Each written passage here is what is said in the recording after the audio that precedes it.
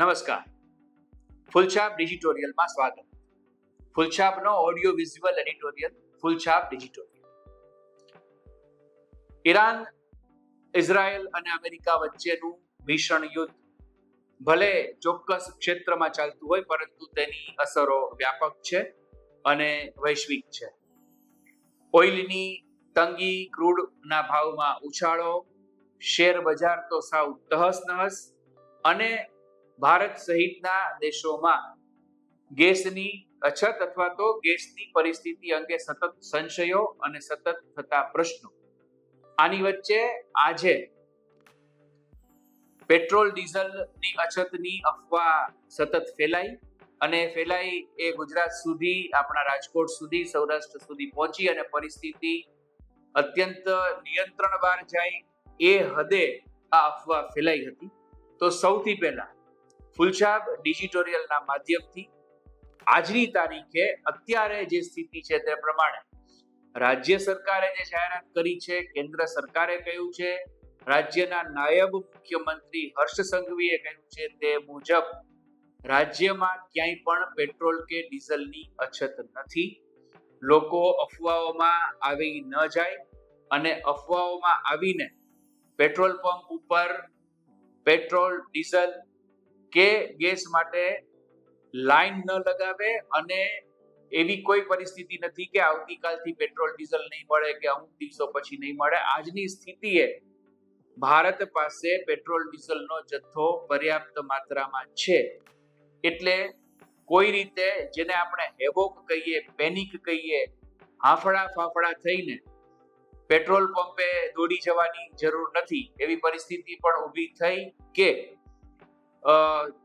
દ્વિચક્રી વાહનોમાં એટલે કે સ્કૂટરમાં 200 રૂપિયાનું જ પેટ્રોલ મળે અને ફોર વ્હીલરમાં 500 રૂપિયાનું જ પેટ્રોલ ભરી દેવામાં આવે. આવી કેટલીક જગ્યાએથી વાતો આવી, એવી કેટલીક જગ્યાએ સ્થિતિ આવી. કેટલાક પેટ્રોલ પંપો ઉપર પેટ્રોલ નહીં હોય તો તેના કારણો પેટ્રોલનો જથ્થો મોટો આવવાના અન્ય હશે. આવું વહીવટી તંત્ર કે છે, આવું રાજ્ય સરકાર કે છે. માટે કોઈ પણ પરિસ્થિતિ માટે આપણે તૈયાર રહીએ એ વાત અલગ છે, પણ કોઈ પણ પરિસ્થિતિ જ્યારે છે જ નહીં ત્યારે એનાથી ડરવું નહીં. અને ખાસ તો અફવા ન ફેલાવવી એ સૌથી મોટો નાગરિક ધર્મ છે. રાષ્ટ્ર ધર્મ, રાષ્ટ્રપ્રેમ, રાષ્ટ્રવાદ માત્ર કોઈ ફિલ્મના વખાણ કરવાથી અને ફિલ્મમાં દોડી જવાથી જ વ્યક્ત ન થાય. દેશની આવી પરિસ્થિતિમાં આપણે દેશની સાથે રહીએ ત્યારે પણ રાષ્ટ્રપ્રેમી આપણે ગણાઈએ. આ પહેલો મુદ્દો. અને હવે આજનો વિષય, વડાપ્રધાનનું લોકસભામાં વક્તવ્ય. દેશના વડાપ્રધાન નરેન્દ્રભાઈ મોદીએ લોકસભામાં આજે એવું કહ્યું કે વિશ્વના અન્ય દેશોની જેમ ભારત પણ મિડલ ઈસ્ટના યુદ્ધને કારણે કેટલીક મુશ્કેલીઓનો સામનો કરી રહ્યો છે. કેટલીક મુશ્કેલીઓ અહીંયા આપણે શરૂ થઈ છે. કારણ કે ગેસ અને ઈંધણની જે પુરવઠા સાંકળ છે, જે સપ્લાય ચેઇન છે, એને કારણે થઈને ભારત પણ આ યુદ્ધગ્રસ્ત વિસ્તાર સાથે સંકળાયેલો છે. કારણ કે ત્યાંથી આપણે ત્યાં પેટ્રોલ કે ગેસ એ આવે છે અને એને કારણે થઈને આજે આપણી પાસે બધું જ ઉપલબ્ધ છે, પરંતુ ભવિષ્યમાં કદાચ કોઈ મુશ્કેલી ઊભી થઈ શકે. વડાપ્રધાનના નિવેદનમાં કોરોના શબ્દ આવ્યો, તેને કારણે ઘણી બધી ગેરસમજો લોકોમાં ફેલાઈ, પરંતુ એમનું પ્રવચન સાંભળવા જેવું છે. તેમણે એવું નથી કહ્યું કે કોરોના જેવા દિવસો પાછા આવશે. વડાપ્રધાન નરેન્દ્રભાઈ મોદીએ એવું કહ્યું કે અત્યારે પરિસ્થિતિ વિકટ છે, આપણે ગંભીર સ્થિતિ માટે પણ તૈયાર રહેવું પડે. ભારતમાં અત્યારે જે પરિસ્થિતિ, જે પડકારો છે, તેમાં આપણે ધૈર્ય, સંયમ અને મનની સ્થિરતાથી કામ કરવાનું છે. આપણે અગાઉ કોરોનાના સમયમાં પણ આવા સંકટનો સામનો કરી ચૂક્યા છીએ. આપણે એક રહેવાનું છે. જો આપણે એકજૂટ રહેશું તો આપણે આ સંકટનો સામનો કરી શકશું. હા, એમણે એવો સ્પષ્ટ સંકેત આપ્યો છે કે પરિસ્થિતિ કદાચ ખરાબ થઈ શકે, પરંતુ કોરોના જેવા દિવસો આવી જશે એવી કોઈ વાત નથી. આ મુદ્દો એટલો છે કે અત્યારે પેટ્રોલ, એલપીજી આ બધાની પરિસ્થિતિ આપણી પાસે આપણે એનો પર્યાપ્ત જથ્થો છે, પણ 3 અઠવાડિયાથી યુદ્ધ ચાલે છે, એનો કોઈ ઉકેલ આવતો નથી, અંતની કોઈ વાત આવતી નથી.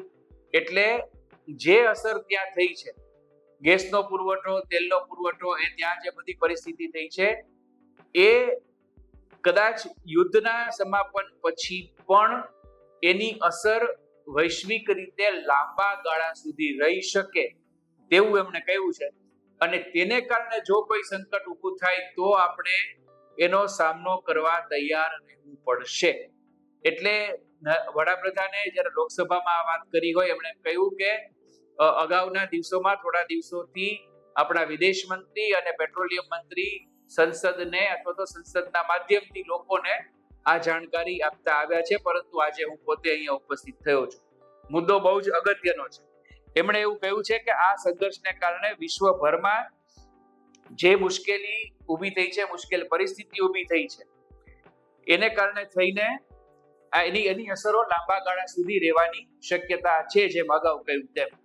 અને એટલે આપણે એક થઈને આ પરિસ્થિતિનો સામનો કરવો પડશે. જે રીતે આપણે કોરોનામાં એક રહ્યા હતા, એવી જ રીતે આપણે જો એક રહેશું, આપણે દરેક પડકારનો સામનો ધીરજ અને દ્રઢતાથી કરવાનો રહેશે. એમણે બહુ જ મહત્વનો સંકેત એ કર્યો કે આ પરિસ્થિતિમાં કેટલાક તત્વો જે માહોલ રચાયો છે એનો ગેરલાભ લઈને અફવા ફેલાવે અથવા તો કોઈ પણ એવી પ્રવૃત્તિ કરે જે દેશના અને લોકોના હિતમાં ન હોય, તો એના માટે થઈને કાયદો અને વ્યવસ્થાની સ્થિતિ નિયંત્રણમાં રહે એટલે વિવિધ એજન્સીઓને પણ આપણે સતર્ક કરી છે. એ સીમા હોય કે સાયબર પ્લેટફોર્મ હોય, આપણે કોઈ વિઘાતક પરિબળોનો, એની માનસિકતાનો ભોગ ન બનીએ તે માટે પણ અત્યારે તંત્ર અને સરકાર સતર્ક છે, તેવું તેમણે તેમના વક્તવ્યમાં કહ્યું છે.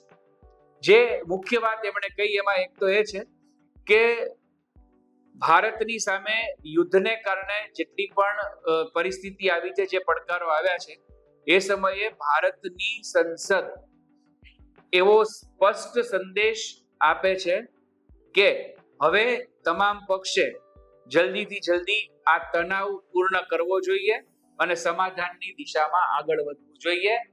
ભારતની સંસદનો, ભારતના વડાપ્રધાનનો વિશ્વને અને વિશ્વના યુદ્ધરત દેશોને આ બહુ જ મોટો સંદેશ છે. તેમણે એવું કહ્યું કે આ સંઘર્ષની વચ્ચે પણ જે ભારતીયો એ યુદ્ધગ્રસ્ત વિસ્તારોમાં હતા તેને સુરક્ષિત રીતે પુનઃ દેશમાં લાવવાની પ્રક્રિયા સારી રીતે થઈ છે અને હજી પણ થઈ રહી છે. આપણા નાગરિકોની સુરક્ષા સુનિશ્ચિત કરવી એ અમારી જવાબદારી છે. સંસદના સદનને સંબોધિત કરતા તેમણે એવું કહ્યું કે પ્રભાવિત દેશોમાં ભારતનું મિશન સતત સક્રિય છે અને ત્યાં જે લોકો છે એમની પણ શક્ય તેટલી મદદ કરવામાં આવી રહી છે. પીએમ મોદીએ એવું કહ્યું કે 11 વર્ષથી આપણી ક્રૂડ ઓઇલની ઇમ્પોર્ટ, એટલે કે આપણે ક્રૂડ ઓઇલની જે આયાતની જે નીતિ છે, એમાં ઘણા બધા પરિવર્તન આવ્યા છે અને એને કારણે થઈને પહેલા આપણે 27 દેશોમાંથી આ ઉર્જાની આયાત કરતા હતા. આજે આપણે 41 દેશમાંથી આ ઉર્જા સ્ત્રોતોની આયાત કરીએ છીએ, જેને કારણે તાત્કાલિક ધોરણે કોઈ પરિસ્થિતિ બગડશે નહીં. પીએમ મોદીએ એવું કહ્યું કે રિફાઇનિંગ કેપેસિટીમાં પણ અત્યારે વૃદ્ધિ થઈ છે અને આપણી પાસે 53 lakh metric ton crude oil reserve એટલે કે અનામત છે. આપણું લક્ષ્ય ભવિષ્યમાં 65 લાખ મેટ્રિક ટનનું છે.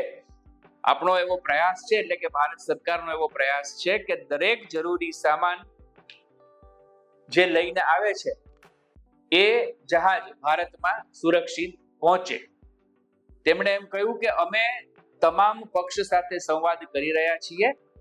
હોર્મુઝ સ્ટ્રીટમાં ફસાયેલા આપણા કેટલા બધા જહાજ છે એ ભારત આવી પણ ગયા છે. છેલ્લા 10 થી 11 વર્ષમાં ઇથેનોલના ઉત્પાદન અને એના બ્લેન્ડિંગમાં પણ કામ ઘણું બધું થયું છે. ટૂંકમાં પેટ્રોલિયમ પેદાશો અને એની તંગીને અનુલક્ષીને વડાપ્રધાને બહુ જ મહત્વની વાત સંસદમાં કરી છે. અને એક અગત્યનો મુદ્દો એમણે કહ્યું છે કે વર્તમાન સમયમાં એનર્જી જે છે એની એનર્જી છે એ વર્તમાન અર્થતંત્રની કરોડરજ્જુ છે અને ગ્લોબલ એનર્જીની જરૂરતોને પૂરો કરવા માટે એશિયા છે એ ખ્યાત છે, આખા વિશ્વમાં જાણીતું છે, એ પણ બહુ મહત્વનું છે. ત્યારે દુનિયાભરની અર્થવ્યવસ્થા વર્તમાન સંકટથી અસરગ્રસ્ત છે. સરકાર આમાં ટૂંકા ગાળાના, મધ્યમ ગાળાના અને લાંબા ગાળાના જે કોઈ પણ પરિણામો, જે કોઈ પણ અસરો છે એના માટેની રણનીતિ સાથે કામ કરી રહી છે. તો મિત્રો, પરિસ્થિતિ ગંભીર છે એવું વડાપ્રધાને પણ કહ્યું છે, પણ એ ગંભીર પરિસ્થિતિમાં નાગરિકોએ કઈ રીતે વર્તવું, કેવી રીતે આપણે આ સંકટનો સામનો સાથે મળીને કરવું, તે એમણે સંસદમાં કહ્યું છે. કદાચ એમણે આ વાત ન કરી હોત તો પણ નાગરિકો તરીકે આપણે આ સમજવાની વાત છે, આ મુદ્દો છે. આપણને ગેસની અછત પડે, આપણને પેટ્રોલ ડીઝલ ઓછા પડે, એ આપણી જીવનશૈલીને કારણે આપણે જે રીતે જીવીએ છીએ એ જોતા આપણને એ સ્વાભાવિક રીતે આ બધા પડકારો આપણને છે જ. મોંઘવારી થાય, પેટ્રોલ ડીઝલને કારણે થઈને ભાવો ઉચકાય, શેર બજાર આખું જે કંઈ પણ જે રીતે અસરગ્રસ્ત થયું છે, લોકોની બચત છે તૂટવાની સંભાવના છે, આ બધા જ પડકારો છે. આમાં ક્યાંય એવી વાત નથી કે આવું કોઈ પરિસ્થિતિ નથી અને આ પરિસ્થિતિ બયાન થઈ રહી છે, પણ આ પરિસ્થિતિમાં આપણે એ સામનો કરવાનો છે. આપણે સંગ્રહખોરીથી બચવાનું છે. વધારે જથ્થો પેટ્રોલનો કે ગેસનો આપણે ઘરમાં રાખીએ એ આપણે નથી કરવાનું. અફવાઓમાં આવીએ પણ નહીં ને અફવા ફેલાવીએ પણ નહીં. વોટ્સએપ ઉપર કે બીજી કોઈ એપ ઉપર આપણને જેવો મેસેજ આવ્યો કે પેટ્રોલની તંગી છે ને આપણે સીધો ફોરવર્ડ કર્યો, આ પ્રવૃત્તિથી આપણે બચીએ એ જરૂરી છે. આપણે એકજૂટ થઈને રહેવું એટલે એમ કે જે પરિસ્થિતિ ઊભી થઈ છે એમાં આપણે આપણો નાગરિક ધર્મ છે એ ચૂકીએ નહીં. સરકાર પાસે તમામ વ્યવસ્થાની અપેક્ષા આપણી હોય જ અને હોવી જ જોઈએ, પણ સાથે સાથે આપણે પણ આ વસ્તુ કરીએ એટલા માટે કે આજે આપણી પાસે આ બધો જ પુરવઠો છે એ ઉપલબ્ધ છે. જો યુદ્ધ લંબાઈ અને કેટલાક મહત્વના સ્થળો ઉપર ફરીથી અમેરિકા, ઇઝરાયલ જો હુમલા કરે તો પરિસ્થિતિ કેવી થાય અને કેટલી આગળ વધે એ આપણે કહી શકીએ એમ નથી. પુનઃ આપણે એવી આશા રાખીએ કે યુદ્ધ સમાપ્ત થાય, વાટાઘાટો થાય અને આ પરિસ્થિતિ છે એ તાત્કાલિક નિયંત્રણમાં આવે. પણ આપણી આશા, આપણા સ્વપ્ના એ એક બાજુ છે અને વાસ્તવિકતા બીજી બાજુ છે, અને વાસ્તવિકતાથી આપણે અત્યારે બચી શકીએ એમ નથી. તો જે શરૂઆતમાં વાત થઈ પ્રમાણે પેટ્રોલ, ડીઝલ કે ગેસ નથી એવી અફવાઓમાં ન આવી અને અફવાઓ ન ફેલાવી. અને જે પણ વડાપ્રધાને કહ્યું છે તેમ કે જો આ સંકટ લંબાય અને સંકટ વધારે ચાલે, આ આવે, તો એનો સામનો આપણે ધૈર્ય, મનની શાંતિ અને સંયમ સાથે કરવાનો રહેશે. એ તો ચોક્કસ છે. આપણે ઈચ્છીએ કે આવતીકાલે આપણે એ કંઈક આ ગુલછાપ ડિજિટલમાં એવો સંવાદ કરીએ કે યુદ્ધની પરિસ્થિતિ છે હવે વિરામ લઈ ચૂકી છે અને હવે વિશ્વ ધીમે ધીમે પાછું પૂર્વવત થશે. પણ આ આશા છે, વાસ્તવિકતા તો એ જ છે કે આકાશ કાળું ડિબાંગ છે અને તેની વચ્ચે યુદ્ધ જહાજો અને ડ્રોન હુમલા એ ચાલુ છે. આપણે ઈચ્છીએ કે આ પરિસ્થિતિનો જલ્દી ઉકેલ આવે. ફૂલછાપ ડિજિટોરિયલમાં આજે આટલું. ફરી નવા વિષય સાથે નવો સંવાદ. ફૂલછાપનો ઓડિયો વિઝ્યુઅલ એડિટોરિયલ, ફૂલછાપ ડિજિટોરિયલ.